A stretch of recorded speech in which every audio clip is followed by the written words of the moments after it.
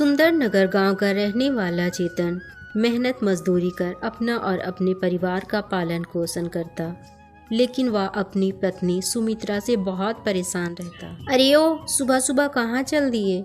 जब देखो इसे घूमने से फुर्सत ही नहीं मिलती, किसी बात की कोई फिक्र ही नहीं है। देखो बगल वाली मंजू बहन को, उसका पति कितना कमाता है, कितने अच्छे अच्छे कपड़े पहनती है वो, एक तुम हो।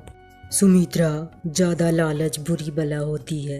तुम मुझे ज़्यादा परेशान मत किया करो, मुझे ये सब बिल्कुल अच्छा नहीं लगता।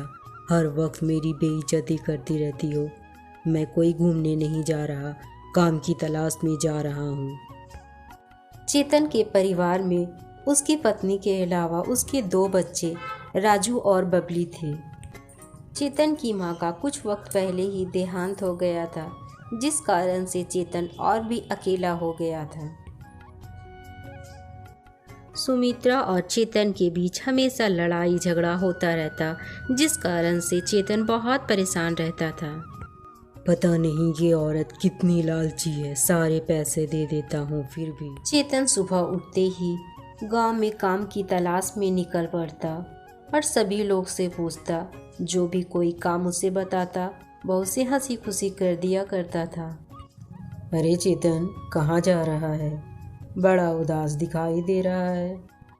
कोई लड़ाई हो गई क्या तुम्हारी पत्नी के साथ? अरे नहीं काका, ऐसी कोई बात नहीं है, बस काम की तलाश में जा रहा हूँ।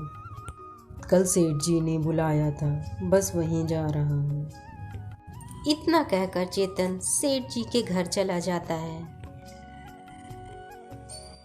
सेठ जी, कल आपने मुझे बुलाया था, खेत में कुछ काम है वही करने के लिए, इसीलिए मैं आया हूँ।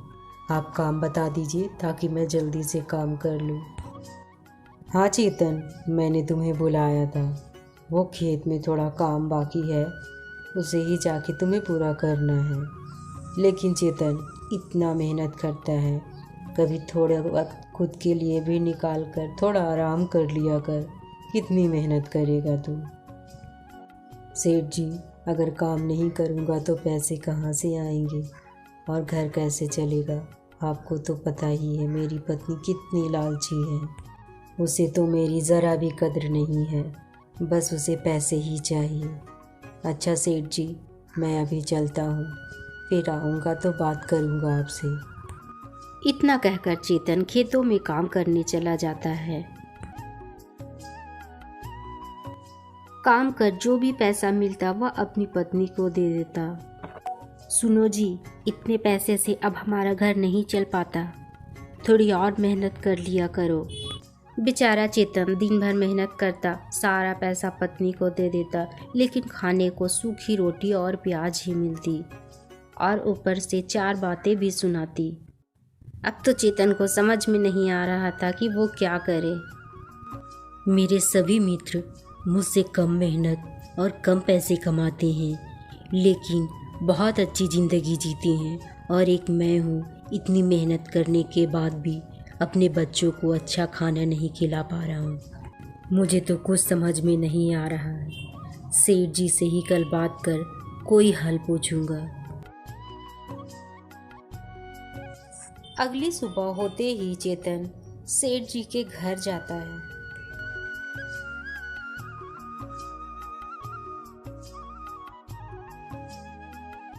चेतन सेठ जी को अपनी सारी परेशानी बताता है। सेठ जी अब चेतन की पत्नी की सारी चालाकी समझ चुके थे। वह चेतन को एक सलाह देते हैं। मैंने तुम्हें जैसा कहा है बस तुम वैसा ही करना, और अगले दिन आकर मुझे सारी बातें बताना। सेठ जी की बातें सुन चेतन बहुत खुश होता है और वह घर आता है। आज चेतन घर अकेले नहीं एक लड़की के साथ जाता है।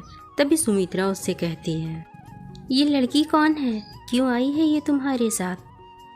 सुमित्रा, ये निधि है, मैं इसे तुमसे ही मिलाने लाया था।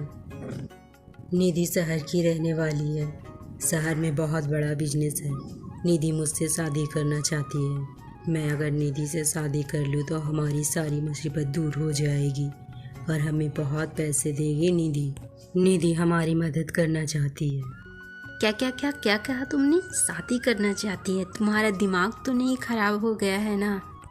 तुम इससे शादी करोगे? तुम्हारा दिमाग खराब हो गया है? मैं तुम्हारी बीवी हूँ, तुम्हारे बच्चे हैं, हम कितने खुश रहते हैं, तो इस चुड़ैल को यहाँ लेकर क्यों आए हो?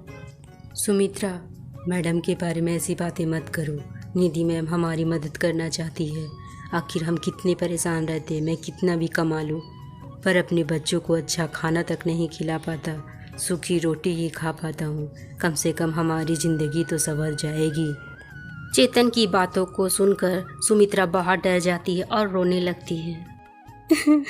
मुझे माफ़ कर दीजिए, मुझसे बहुत बड़ी गलती हो गई। मैंने आपके साथ बहुत गलत किया है। हमारा परिवार बहुत अच्छे से चलेगा, लेकिन मैं ही अच्छे से नहीं चलाती हूँ। मुझे माफ़ कर दीजिए। आज सुमित्रा को अपनी गलती का एहसास हो गया था। वह जान गई थी कि वह कितनी बड़ी गलती कर रही थी। उसने चेतन को सारी बातें बताई कि किस तरह वो पैसे रख लेती और घर में रूखी सूखी ही बनाकर सबको खिलाया करती और खुद अच्छे अच्छे पकवान खाया करती थी।